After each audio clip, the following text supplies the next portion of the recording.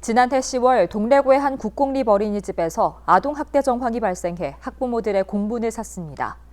하지만 치료 연계 서비스의 미비함으로 피해자가 방치되는 웃지 못할 상황이 벌어지고 있습니다. 가해자에 대한 처벌만큼이나 치료 체계도 강화해야 한다는 목소리가 나옵니다. 최형관 기자의 보도입니다.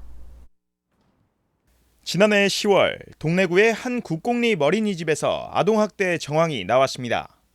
신고를 받은 경찰은 2달치 CCTV를 분석했는데 2명의 교사로부터 100여 건의 학대 정황을 찾아냈습니다.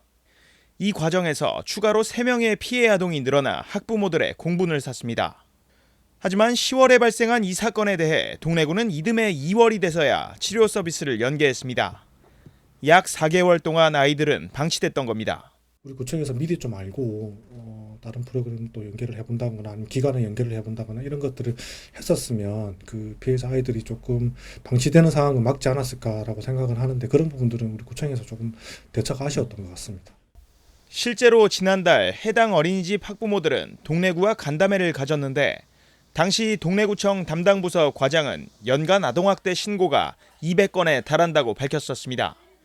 아동학대로 의심이 되는 상황이 이틀에 한 번꼴로 나오고 있지만 정작 지원을 제공해야 하는 지자체의 대처는 여전히 미흡하다는 지적입니다. 특히 국공립 어린이집의 아동학대 사건을 엄중히 보지 않는다는 비판도 높습니다. 사실상 지자체에서 이 관할 내에 국공립 어린이집에서 발생하는 이 아동학대 사건을 조금 수사기관과 다르게 좀 너무 엄중하게 보지 않는 부분이 있어서 조금 비난을 받고 있는 부분이 있습니다. 동래구에 구성된 아동학대 대응 정보연계 협의체 명단을 확인해봤습니다. 동래경찰서와 동래교육지원청, 아동보호 전문기관 등 다양한 이해관계가 모여있는 듯 보이지만 실질적인 의료기관은 없습니다. 결국 아동학대 피해 부모들은 사비를 들여 치료할 수밖에 없습니다. 다른 지자체는 어떨까?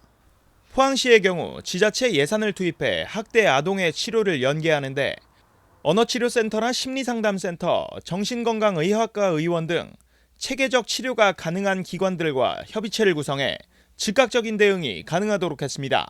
피해자 아이가 발생을 한다면 바로 그 관내 병원과 연계를 해서 검진 그리고 치료가 좀 이렇게 원스톱으로 이어질 수 있는 그런 매뉴얼이 좀 빨리 만들어졌으면 좋겠고 피해 아동뿐 아니라 가족에게도 씻을 수 없는 상처를 남기는 아동학대. 가해자의 처벌만큼이나 피해자에 대한 치료 체계도 강화해야 할 것으로 보입니다. HCN 뉴스 최현가입니다.